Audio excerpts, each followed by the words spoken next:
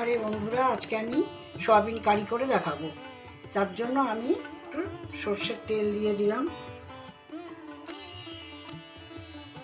সয়াবিনটাকে ভালো সকালবেলায় ভিজিয়ে রেখে দেবে, কিংবা গরম জলে একটু সিদ্ধ করে নিলে ভালো হয়। চিপে আমি একটু চিপে রেখে দিয়েছি ভাজা করে, আর আলুটা ভাজা করে রেখেছি। এবার আমি একটু ফোড়ন দিয়ে দেবো। শুকনো লঙ্কা, তেজপাতা, দারচিনি, এলাচ থেতো করে রেখেছি, আর জিরে।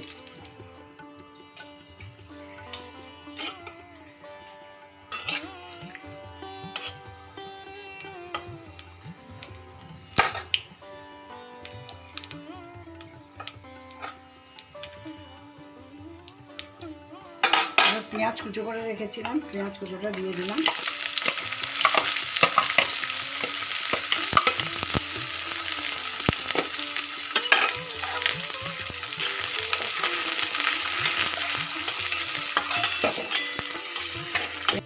পেঁয়াজটা একটু লাল হয়ে ভাজা হোক, তারপরে আমি অন্যান্য মশলাগুলো দিতে থাকবো। পেঁয়াজটা লাল হয়ে গিয়েছে আমার। এবার আমি টমেটো দিলাম,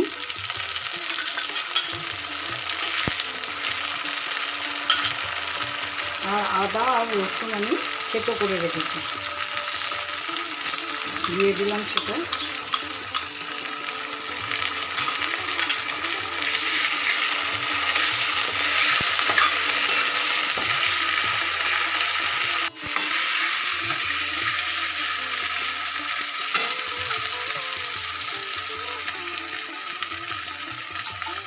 এবার আমি জিরে গুঁড়ো দিয়ে দিলাম, ধনে গুঁড়ো দিলাম, এবার হলুদ দিলাম,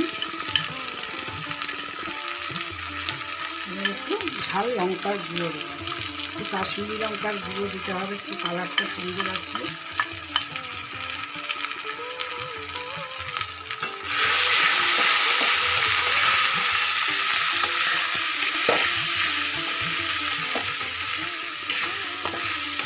মশলা একটু করতে থাকি।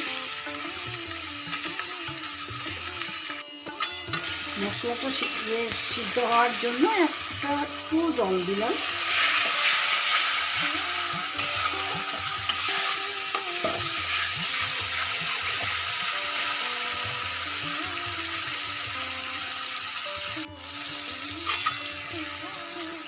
এবার আমি সয়াবিনটা দিয়ে দিলাম।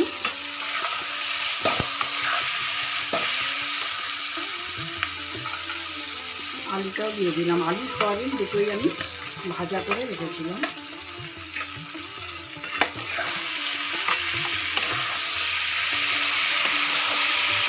এটা অনেকটা মাংসের মতনই লাগবে খেতে।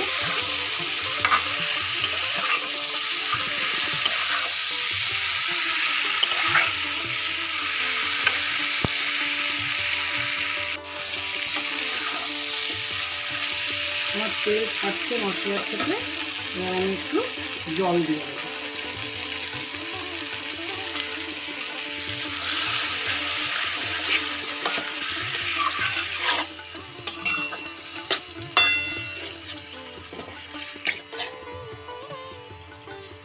এবার দুটো কাঁচা লঙ্কা চিড়ে রেখে দিয়েছিলাম ভিজবার করে, কাঁচা লঙ্কা দুটো দিয়ে দিলাম।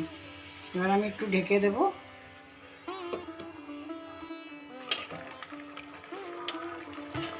বললাম আমি এবার একটু কেচাপটা দেবো, কেননা প্রায়শই আমি চিনি ব্যবহার করি না। কেচাপটা দিলে একটু, টমেটো কেচাপটা দিলে একটু মিষ্টতা ভাবও আসে আর একটু স্বাদ হয়।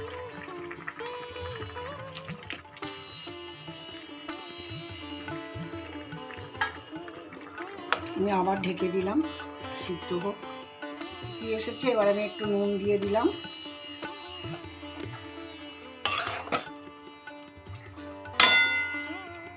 এবার আমি একটু ঢেকে দেব।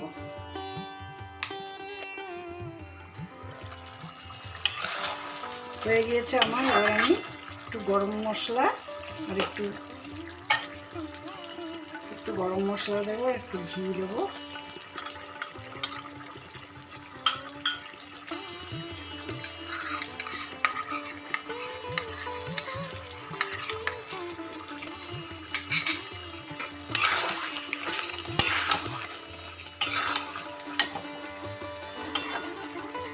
হয়ে গেল।